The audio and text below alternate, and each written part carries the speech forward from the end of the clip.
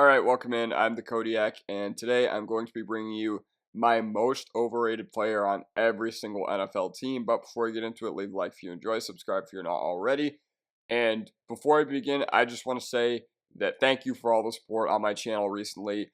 My sub button has been going absolutely crazy. You guys have been crushing it as far as views. Make sure to leave a comment saying who you think is the most overrated player in the NFL and if I got your team right or did not get your team right.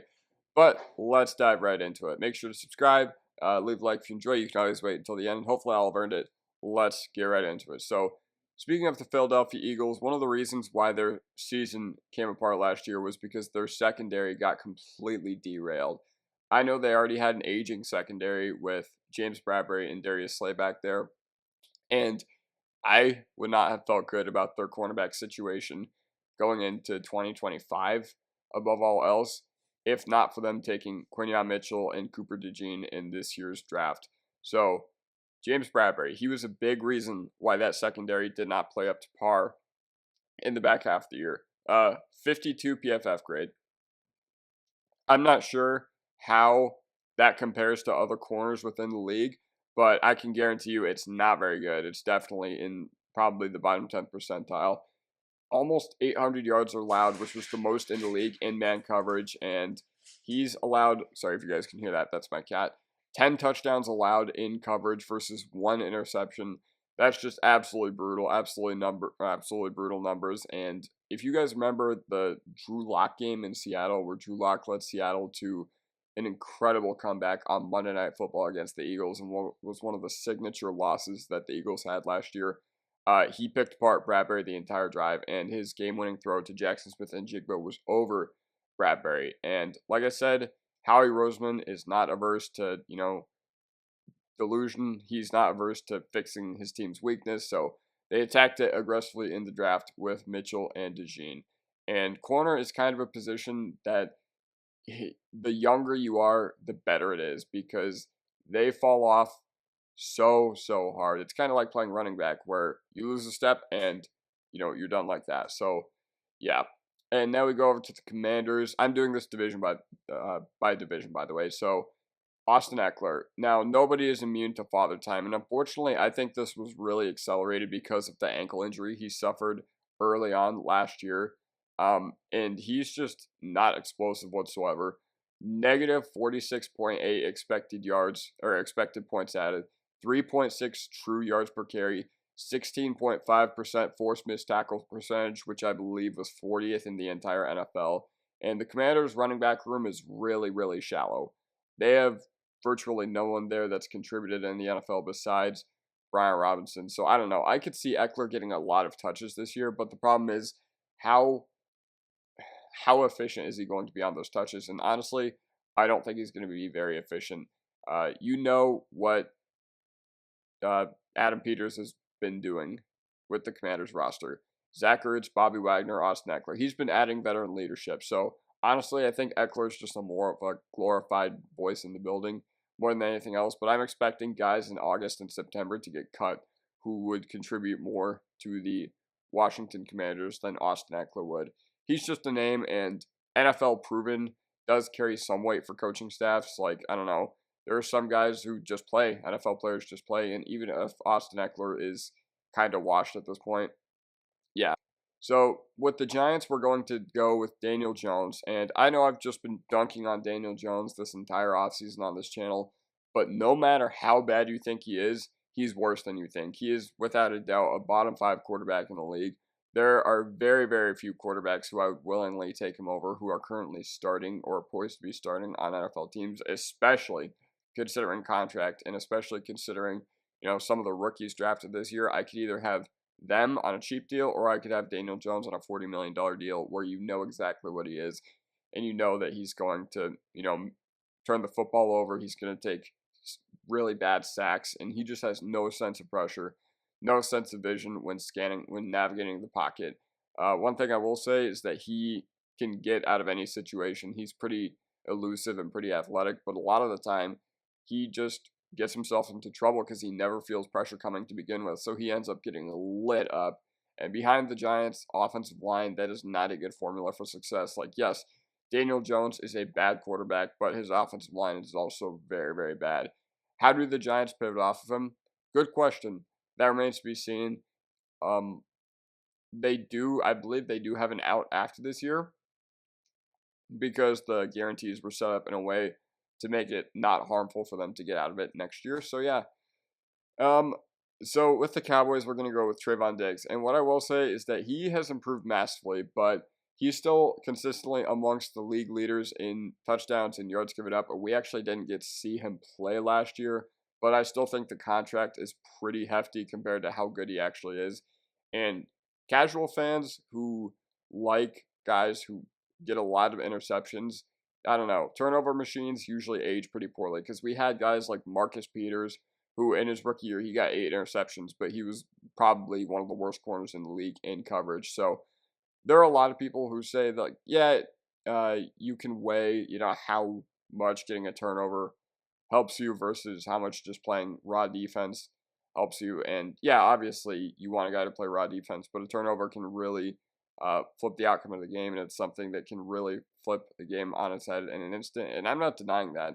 I'm not denying that there is some sort of skill in being a savvy ball hawking corner, but at the same time, it can't be your only calling card, and it can't be your only trait. And for Trevon Diggs, it pretty much is.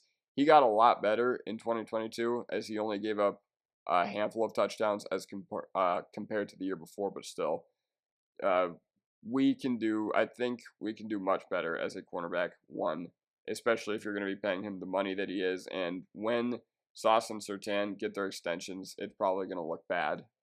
It's probably going to look like a bad contract in a vacuum. So with the Buffalo Bills, we are going to go with Dawson Knox, the tight end. And what I'm wondering, I know he reworked his deal. He is only getting, I think his deal now is like 3 years, like $30 million or something like that. But my question is, what did he show that was worth him getting a 4-year, $60 million extension? Like, this is why I've been very critical of Brandon Beane, because he was good at drafting in free agency early on in his tenure with the Buffalo Bills, but he has extended some guys like Knox and guys like Oliver and just given them like above market level contracts, which I really don't understand. He did rework his contract, which is something that, I deserve to commend him for. Because not every player will do that, and he knows that he has not been playing up to it. But when you have Dalton Kincaid that as the leader of your tight end room, like, what is the point of having Knox on the field? And even if there is a tight end on the field, or multiple weapons on the field, you're going to be running 12 personnel. And not only do the Bills have a weaker receiver room now that they got rid of Diggs, and more on Diggs later, wink, wink, but yeah, I just don't know. And, I look back at a forum from Bills fans when he got his extension, and what they said was, well, he's one of Josh Allen's best friends. Okay, how is that supposed to justify the contract? Like, I don't know. So, Odell Beckham Jr. Now, disclaimer, pretty much everyone who's smart when it comes to the NFL and actually follows the NFL knows that OBJ is kind of a non-factor at this point. He hasn't been good since the Rams year in 2021, where he actually did play pretty well with the Rams, and he was part of that Super Bowl winning team for him tearing his ACL during the Super Bowl. But he was never good with Cleveland, like never close to the same player that he was when he was with the Giants. I know he suffered a lot of injuries in 2017 and 2018, and then he goes to the Cleveland Browns. They had Freddie Kitchens, and him and Baker Mayfield just could not make it work with one another for I don't know what reason, but he is someone who really grew his personal brand towards during the first 3 years of his career, and there's nothing wrong with that. But it seems like you remember when the Odell hair was a trend, and he's not just overrated by casuals. Like, I'm pretty sure he is still one of the most followed players in the NFL on all forms of social media, just because he's become such a brand, and he's tuned himself more into being a celebrity than an actual NFL player. But one thing that's absolutely ridiculous and why I don't put any stock into, like, oh, this player said this player is better than him, so player A is better. He's not just overrated by casuals, like the people that are just like, nah, fam, Odell Beckham Jr. is still good, or the people that are just like, I'm getting an Odell jersey when he goes to Miami, because I do know a few Dolphins fans like that. But who honestly, I don't even know why they're Dolphins fans. They live in Texas, but he's not just overrated by casuals, but by NFL players as well. Reason being, Aaron Rodgers and Lamar Jackson both had him on their list, or their short list of guys they wanted their teams to pick up. Why? Like, I just don't get it. I really don't. Juju Smith-Schuster, speaking of guys who want to be celebrities more than NFL players, I was arguing with people on Twitter last year when Juju Smith-Schuster and Jacoby Myers signed an identical deal.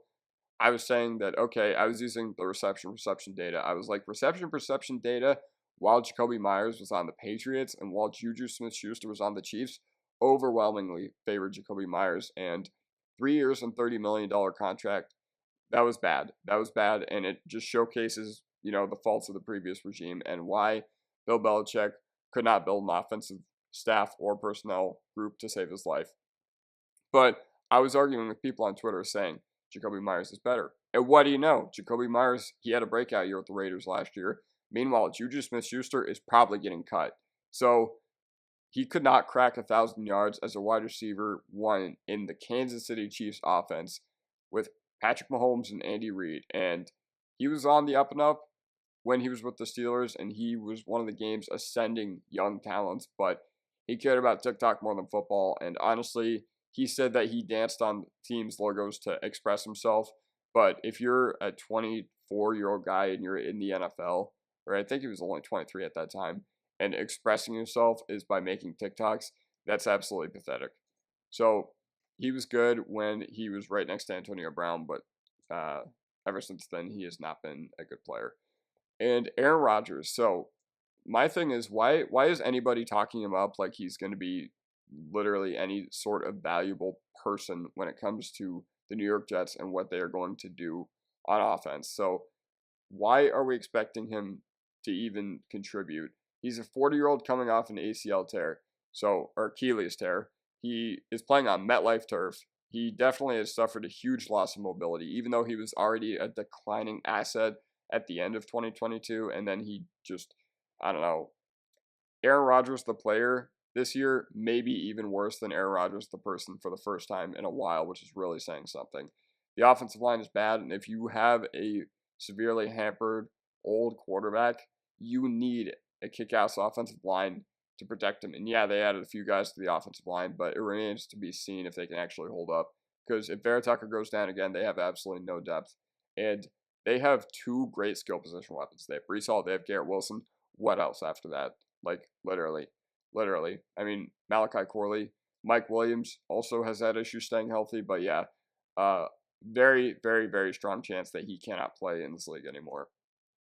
49ers, Colton McCoy. Now, I promise you, 49ers fans, I hear you, and normally I don't put a lot of stock into guys on Twitter who say, oh, this player needs to be cut. Oh, this player needs to be cut, because usually it's reactionary. But a lot of the reactions, once I saw a thread about Colton McCoy and the fact that the 49ers extended him, everybody was up in arms, and he's a big part of the biggest weakness on San Francisco's roster, which is their offensive line. And the offensive line is a big reason as to why they cannot win the Super Bowl and why they did not win the Super Bowl this past year. Because Brock Purdy, if he has an extra second or two, that's an entirely different game. And Shanahan, he can compensate for the lack of talent. He can always push a run the other way, especially when you're playing with Brock Purdy, Brandon Ayuk, Deebo Samuel, Christian McCaffrey, George Kittle, and all those guys. But I don't know. McCoy really hasn't gotten going in the way that the 49ers have needed to. And when you do get a starting quality offensive tackle like Mike McGlinchey, he leaves and he goes to another team that's offering him $19 million a year. And the 49ers just can't, unfortunately, offer that to someone at this time. So with Kareem Williams, I'm going to put a stat on the screen right now that's pretty obscure, because as good as Kareem Williams was last year, at least in the box score, he still rushed for a yard under what he was expected to based on blocking and based on how the play call was going to work. And yeah, one of the reasons why he got such a big lion's share bulk of the work as far as the running back position on the Rams offense was because he was the only guy there. He earned the trust of the coaching staff, but in front of him or behind him on the Rams depth chart in 2023, you had Darrell Henderson, well past his prime. Royce Freeman was always a big nothing burger, and Zach Evans. And I'm pretty sure there were a few guys sprinkled in there too, like Ronnie Rivers, but plenty of guys play great in McVay's scheme, and then they just get phased out of the league. And Kareem Williams, I'm pretty sure he is the least athletic starting running back in the NFL. I'm pretty sure his RAS is like a 4. Like, I'm sure it's below a 4. I think it's like 3.9 or something like that. So yeah, at this point, he still needs to prove that he's more than just a high volume jag. And speaking of NFC West running backs, we're going to go with Kenneth Walker from the Seahawks. Now, I know people are going to be really mad at me for this one, but hear me out. Negative career rushing yards over expectation. Kenneth Walker on first and second down is not a good player. Charbonnet is more complete. He's more of an NFL back, and I can see why the Seahawks took him last year, because Charbonnet was more of like a Pete Carroll back. And if he does not hit you a home run, he's not really providing a lot of value to your team. Kenneth Walker, he is a dead zero on third down. He's not good in pass protection. He has no pass catching capability. He did not profile well as a pass catcher in college, and he went to a team that has targeted the running back position the 5th least out of any team since 2017. Now, I know part of that was because they had Russell Wilson as their quarterback, but still. Hopefully their offensive line improves, because Seahawks have never had a good offensive line, at least while we've been growing up in, this past decade or so of football. But yeah, so that's why Kenneth Walker is probably the most overrated Seahawk. I considered Woolen for this too, considering he got benched for Michael Jackson at some point this year, but I don't know. Jury's still out on Woolen. We'll see how he is. But Walker, he can still hit a home run. Like, I'm not saying he's a bad player by any means, but he's just overrated, severely overrated, and I think Sharp is a lot better. So I'm sorry that cut off at the very bottom. I don't know why that's happening, but yeah. So with Paris Johnson, he's, I believe, one of 2 players from the 2023 draft class on this list, and it's hard to find an overrated player in Arizona because, one, we don't have a lot of expectations for them. At least we didn't coming into the year, and they really overperformed compared to what everybody thought they were going to do, because people were pegging them for like 0-17, 1-16, 2-15. But even though they still finished with the 4th overall pick, I still feel like they overachieved, and Gannon had this team playing really hard. But he allowed 8 sacks this year. Now, granted, a lot of those were when Kyler was not there. He played a lot better towards the back half of the season, but the NFC West needs quality offensive linemen. You need guys to defend Nick Bosa. You need guys to defend the Rams' defensive line.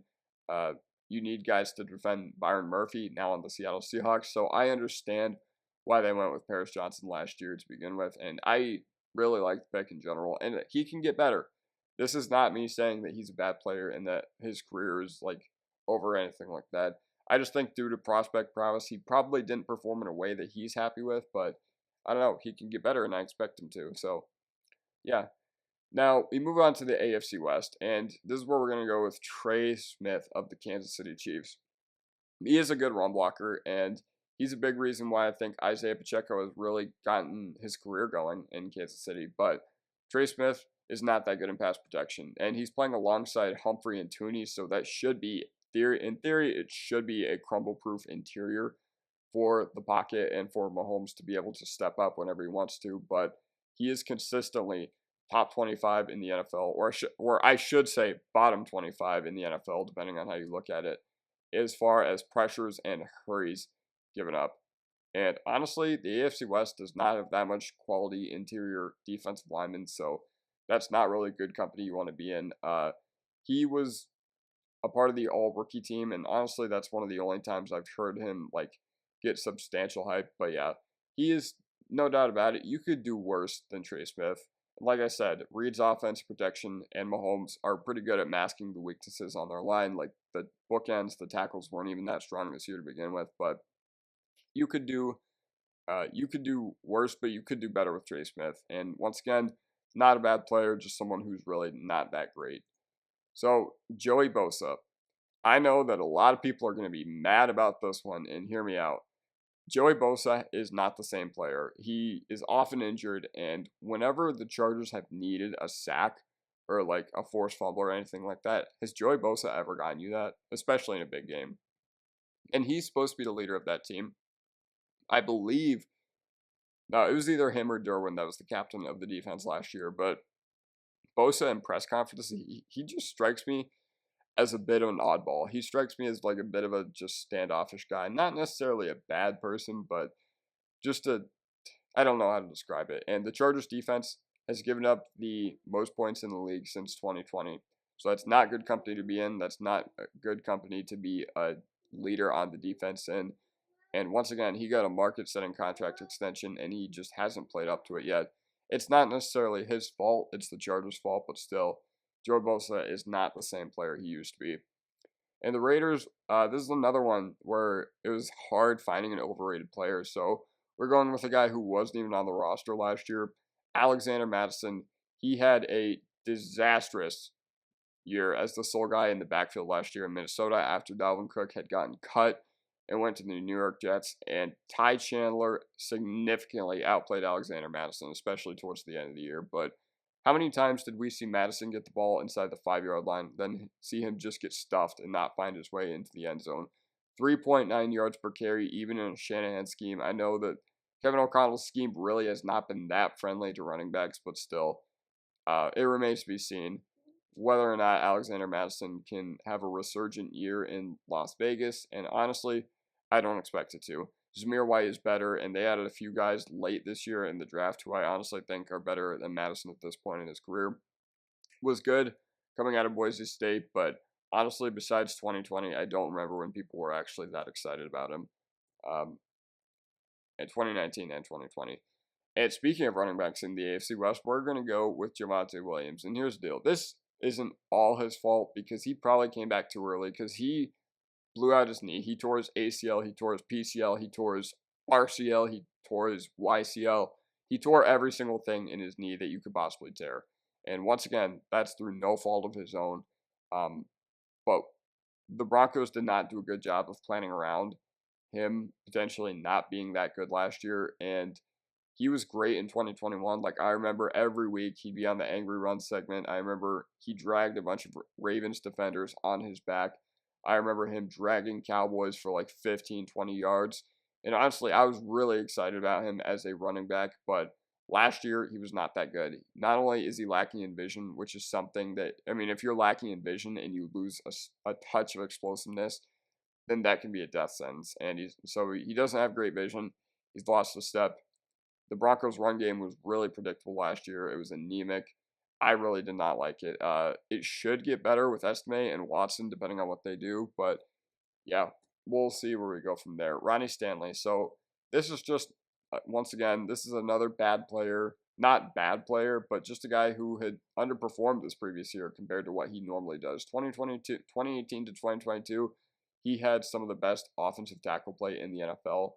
But he is always, always injured. He had 10 penalties in 13 games last year, which, without checking, I'm pretty sure that's by far the most in the league amongst offensive linemen. And I wonder how it feels protecting Lamar, because you never know when Lamar is going to roll out. You never know when he's just going to decide to take off and where your containment is. But regardless, the rest of the offensive line is usually pretty good. And last year it was pretty good, but they did lose 3 guys in free agency. So naturally, he was the weak link of that line, even though they did play pretty well up front for the most part. And yeah, so speaking of Ravens offensive linemen, Orlando Brown has been on a lot of contenders and he's failed to become a mainstay. He was on the Ravens, then he was on the Chiefs, and seemingly no one has actually wanted them to offer him, a big deal and water break.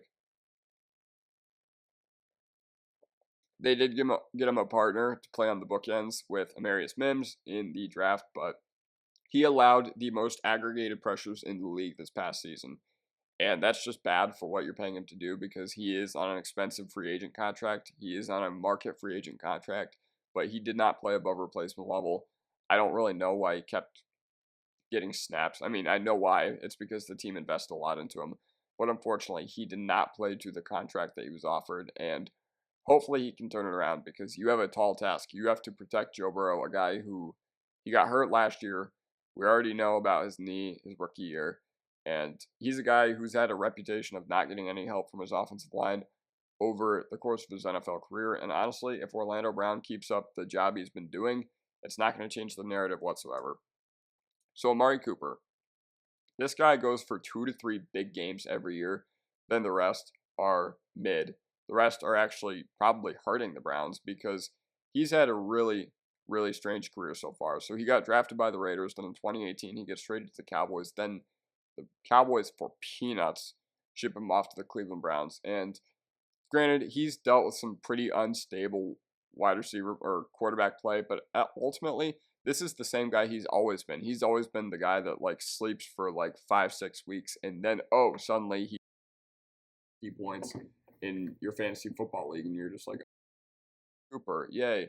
I drafted him in the 4th round, and he's kind of screwed me to this point. But regardless, maybe he is more consistent if they can get better QB play. I know he is dealing with chronic plantar fasciitis, and that room is really thin outside of him, so he's pretty much always drawing the best coverage, but I think he can offer a lot more consistency, but that's just how I'm going to remember him after he retires. Is I'm always going to remember him as the guy who would just go for, I don't know, 250 yards and 3 touchdowns like some random week, and then for the rest of the year, he would just be slumped. Justin Fields. So if you guys want to see some comedy, look at my Justin Fields video from, I believe it was either February or March, where I say that he's not it. And look how mad Bears fans were that they were getting one of the most prized quarterback prospects ever. And honestly, Fields was one of the worst processors I have ever seen, throughout my time watching football since 2010. And the Bears' offensive line is better than the way Fields made them look, and I expect them to play pretty well this year, especially now that they're going to be protecting Caleb and not Justin Fields. And he did have decent weapons to throw to in Chicago, and I'm not saying he can't develop or anything like that, but the NFL views him as a 2025 6th-round pick. Like, anything you heard about the Bears potentially getting a second for him at some point this offseason, which honestly, I thought that's what they were going to get at best. And it turns out what they can get at best is a 2025 6th-round pick. And before they're just like, well, before you come at me like, well, he decided to go to the Steelers. They had better offers on the table. Yeah, sure. Okay. Yeah, I'm sure that the Steelers, if they viewed him as, what he supposedly views himself as, then they would have offered a higher than a 3rd-round pick or something like that. And, that was the rumored price to begin with, but Ryan Poles massively overplayed his hand. But regardless, not like he didn't have anyone to throw to, as I said. I don't understand the excuses for this guy. I don't understand the defense for him.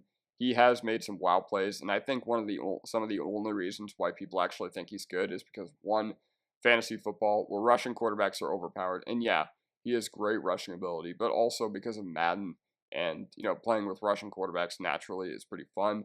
And he still has some of the best athleticism from a quarterback ever.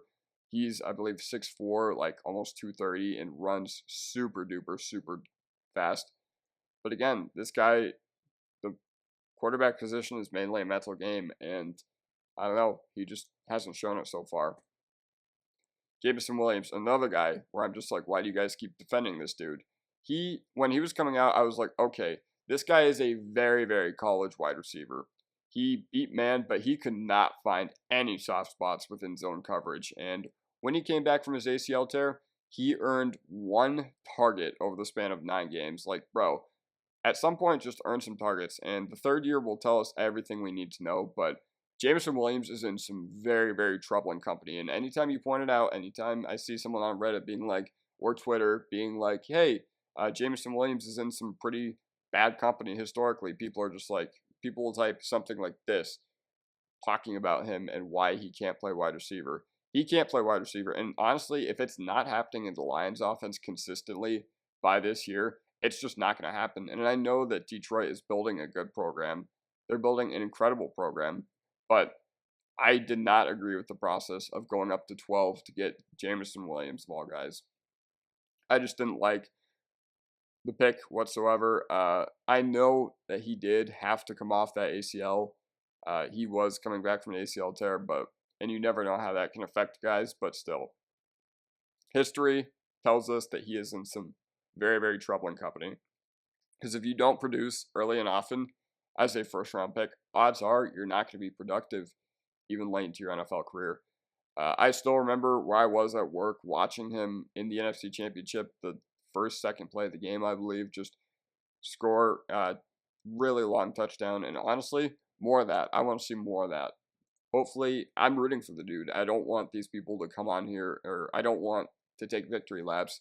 Ultimately, these guys are setting themselves up for generational wealth, and they finally have an opportunity to do so. And I hope that these guys play well. And inevitably, when I have to watch the Lions next year on a bunch of primetime games, I want the games to be good, so I want the players to be good. So I want Jameson Williams to work out.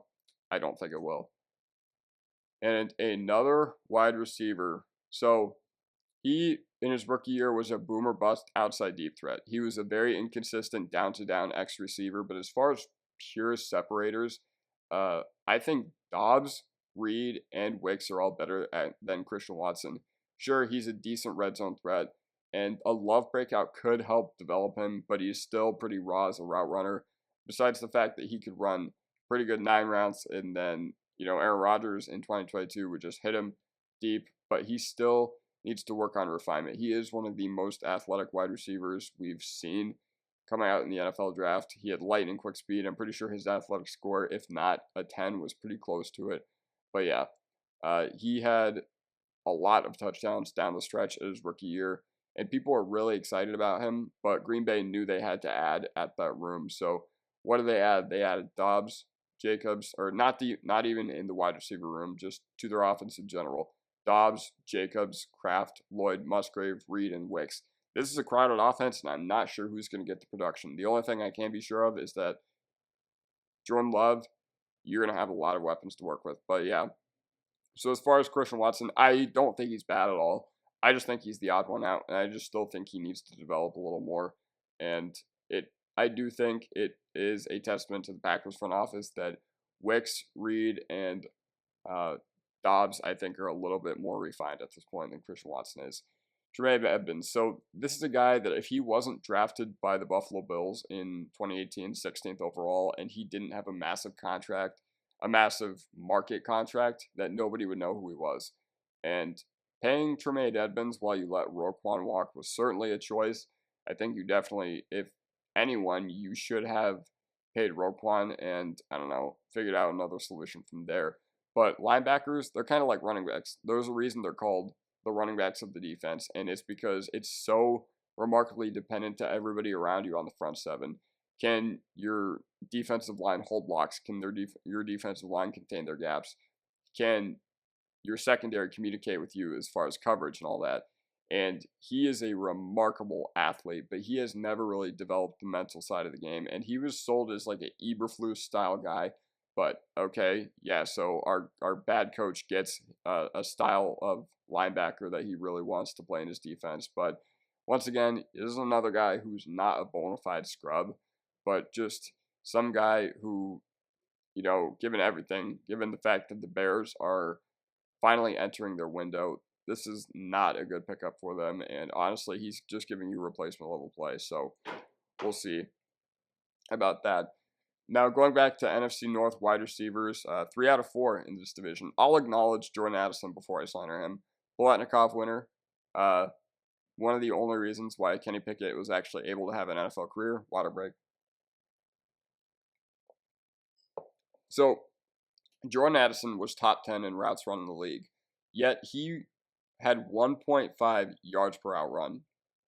That is, I don't even know how to describe it. And he had no Jefferson for a large part of the year, and no Hawkinson for a good bit there as well. I actually don't know if that was at the very end of the year, right? But yeah, so he was bad. If you look at Matt Harmon's reception profile, where he charted every Jordan Addison route, he was actually not that good. He came in, he was a relatively unathletic player. I'm pretty sure his relative athletic score was like 6.5, and he was sold as like a technically refined guy who was ready to contribute on day one. And I'm not going to deny that. He came in and yes, he was ready to contribute, but he does have a bit of a limited ceiling as to what he can be. Obviously, I think being with Jefferson will really mask his weaknesses in that offense and playing in Kevin O'Connell's system, because obviously the top guys are never from the opposing defense are never going to focus on Addison, but this is a guy who you can knock off the line of scrimmage relatively easily just from pressing him. So I don't know, we'll see.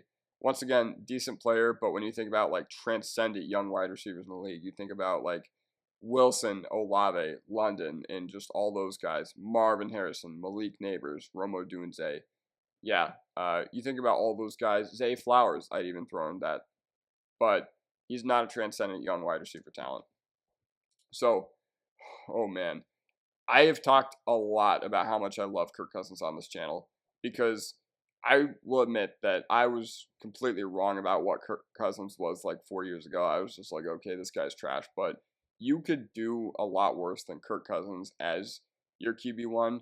But at the same time, he has not made the most of what he's been given, and the NFL is a results-based industry, and he has not been able to progress the Vikings any further than, I believe, the wild card round, or no, the divisional round, since he has been in Minnesota in 2019 when they had to go into San Francisco.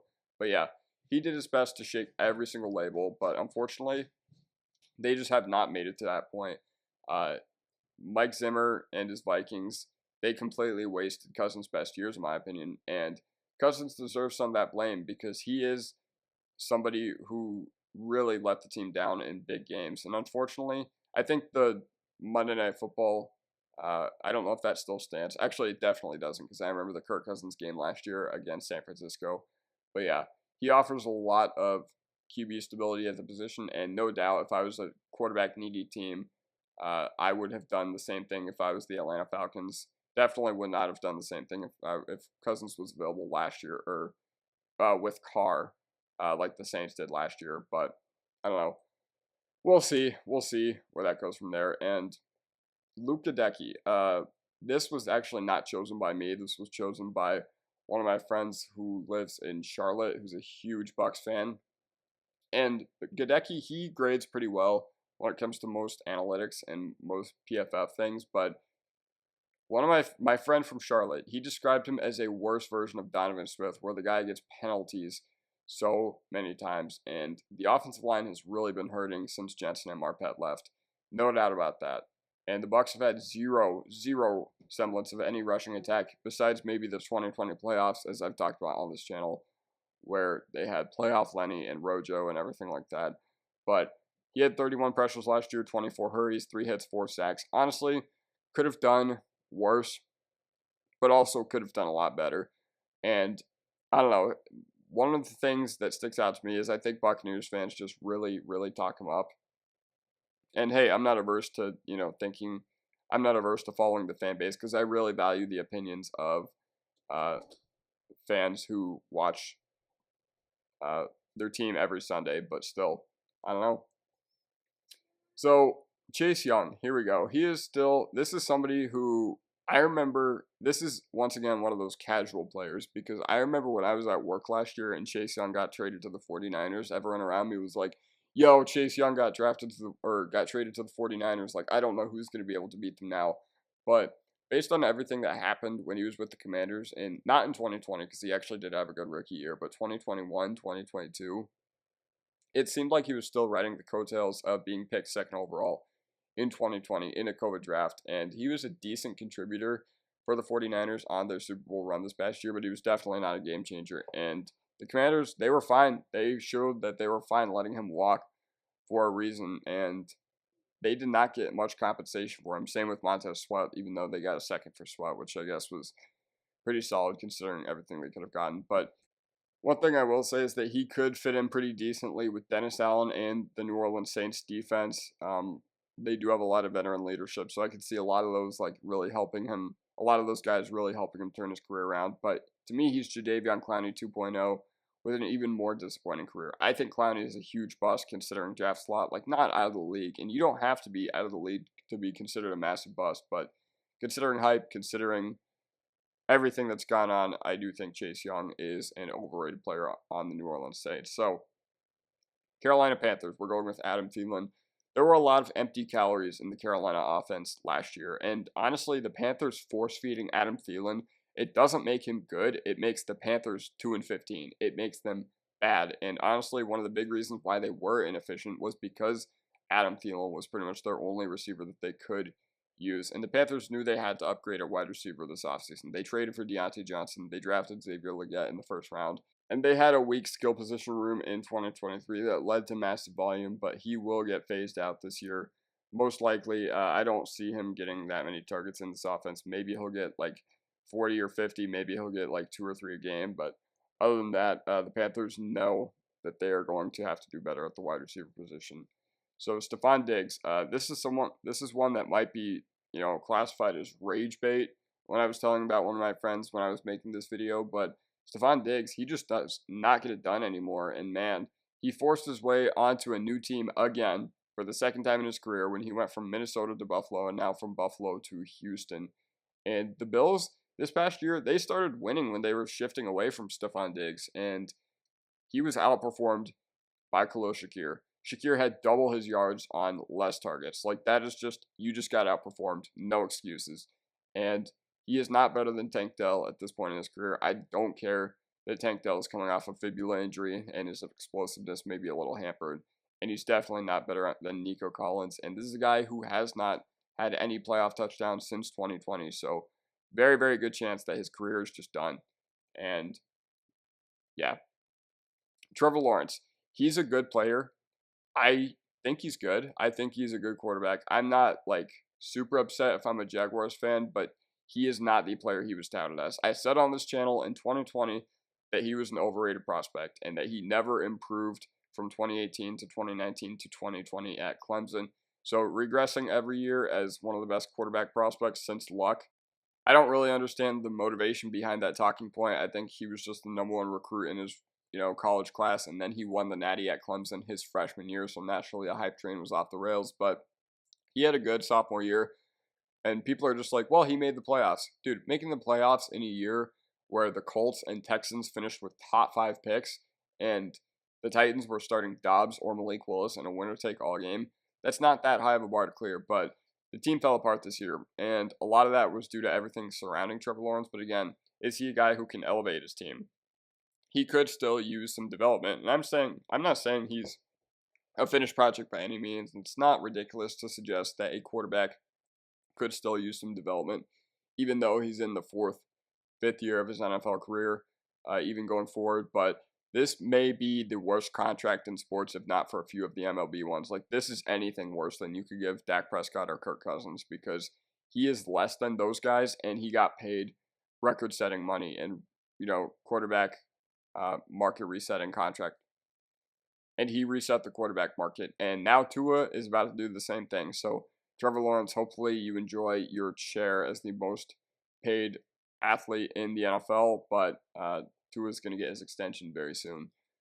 And then we can all laugh at the Dolphins instead of the Jaguars. But Alec Pierce, so what has this guy done since like week 2 of 2022? I actually thought that Alec Pierce was really good as a prospect because he came out and I was like, okay, when I was watching Desmond Ridder at Cincinnati, I was like, okay, Alec Pierce was kind of why this guy got drafted. I thought he was like similar to an Addison situation where Pierce made the quarterback. And given that Desmond Ridder has not succeeded at all in Atlanta, I think I wasn't entirely wrong with my evaluation of that process. But he does not fit the identity of what the Colts want to do. The Colts want to run the ball. They want to hit those shallow crosses in the middle of the field. Alec Pierce, you can just throw him the 9 route. And that's virtually it. He's not really a high priority in the Colts offense either. He's buried behind Pittman, Downs, and AD, and his priority is, on the very low end of the totem pole, especially considering that Anthony Richardson and JT are both great rushers. But yeah, once again, this isn't a guy that many people talk about, but occasionally whenever he is brought up, I'm just like, whoa, wasn't he supposed to be good?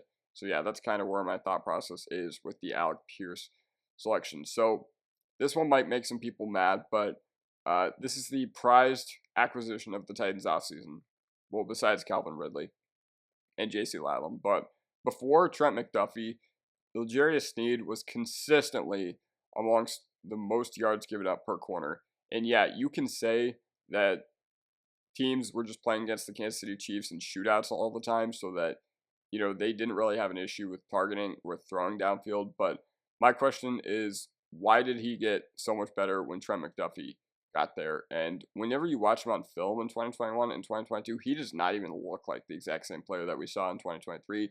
He played in a contract year. He played in that defense with Spagnuolo, and Spagnuolo really knew how to make use of, two corners who could be ultra physical, but also blitz. And yeah, two guys who just really enjoyed playing physical. But the contract that he got from the Tennessee Titans, I don't believe it was that great. And there's a reason that the Chiefs let Chris Jones stay and they let Juju Sneed go.